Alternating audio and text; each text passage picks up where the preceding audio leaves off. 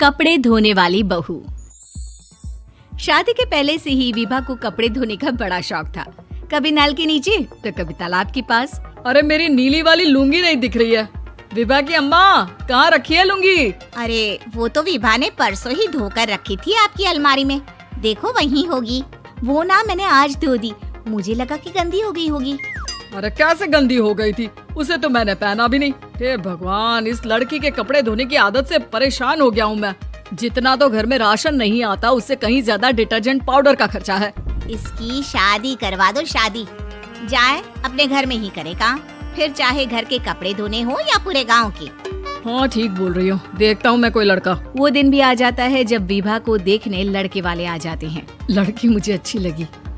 होने वाली सास कहती है, बेटी अगर कुछ पूछना है तो पूछ लो।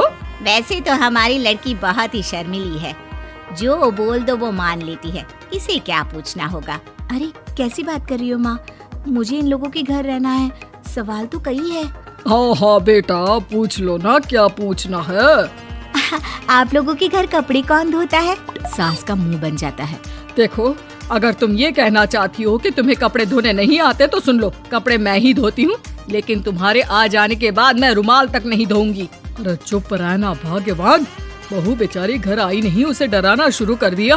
वो क्या है ना बिटिया, अभी तक तो ये कल्लू की माँ ही धोती थी, लेकिन अब तुम्हारे पापा तो दहेज में वॉशिंग मशीन देंगे ही। तभी विभा की माँ बोल पड़ती है, सवाल भी पूछा तो क्या। वैसे भाई साहब, मशीन की तो फिर भी कपड़े धोने की कैपेसिटी होती है। मतलब जो बिटिया दे रहे हैं ना विभा, इसे कपड़े धोने का बहुत शौक है। ये आप लोगों के क्या आस पड़ोस गांव मोहल्ले सबके कपड़े धो दे और उफ तक ना करे। बाहर देखा नहीं आपने कितने कपड़े सूख रहे हैं? सब हमारी बिटिया ने ही तो धोए हैं। बस भी करो ना माँ, शर्म आ रही इतनी तारीफ सुनकर। और तो और एक दाग निकाल कर दिखाओ तो मान जाऊँ। हाँ अच्छा माफ करना बेटा, मैंने गलत समझा। हमें तो रिश्ता बहुत पसंद है। और ऐसे जुड़ जाता है रिश्ता कपड़े धोने का शौक रखने वाली विभा का। उसकी शादी हो जाती है कोयला फैक्ट्री में काम करने वाले कल्लू के साथ। शादी के बाद अचानक विभा चिल्लाती हुई सास के पास आती है। सासू माँ, अरे सासू माँ कहाँ है आप? ये तो धोखा है, धोखा दिया आप लोगों ने मुझे। इसे ससुर के चक्कर के बारे में पता चल गया। अरे तो उसमें तुझे क्यों धोखा मिला है? अरे नल में पानी नहीं आता, कपड़े कैसे कब धुलेंगे? अच्छा तो पानी नहीं आ रहा उसकी बात कर रही है। तो आपने क्या सोचा? कुछ नहीं। अच्छा हाँ, तेरी माँ ने कहा था कि कपड़े धोने का शौक है तुझे, याद आया मुझे। शौक बोलकर कपड़े धोने वाले मेरे जुनून को कम ना आके सासू माँ, कपड़ा धोना मेरा गुरूर है। तभी पति भी वहाँ आ जाता है। अभी मैंने इसे सनी देओल की फिल्म दिखाई है, उसी के डायलॉग मार रही है माँ। अच्छा सुन, साफ बता रही हूँ, पानी सुबह 4 से 6 और शाम को 10 से 12 आता है, समझी? विभा टाइमिंग सुनकर हैरान हो जाती है। ये क्या भूतों का मोहल्ला है?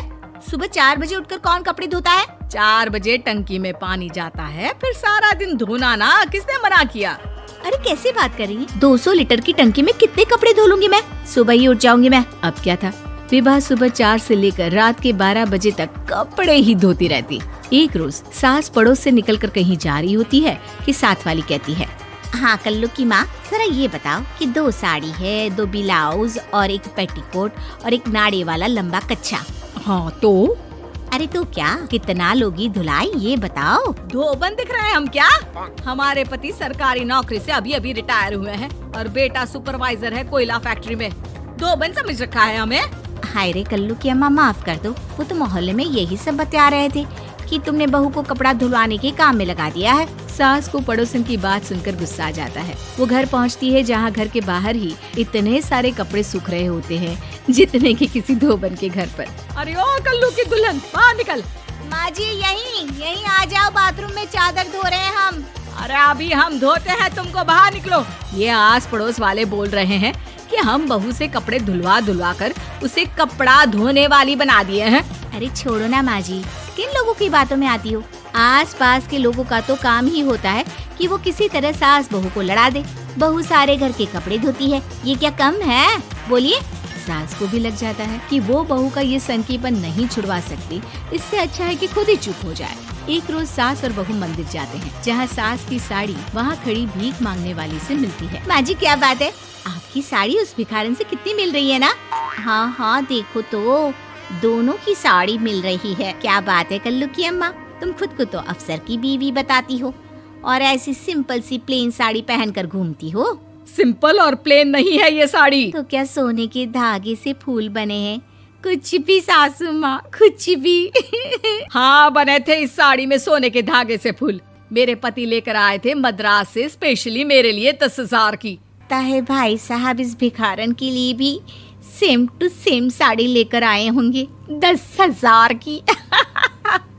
सास उस वक्त तो कुछ नहीं कहती, लेकिन बहू के साथ घर आती है और अलमारी से एल्बम निकाल कर लाती है। ये साड़ी देख रही है, ये वही साड़ी है जिसे मैंने अभी पहना था। इस साड़ी में ये जो चमकदार फूल दिख रहे हैं ना, ये सोने के धागों से काढ़े गए हैं। लेकिन तू लोकल वॉशिंग मशीन ब्रश से घिस घिस कर सारे फूलों को निकाल कर साड़ी प्लेन कर दी।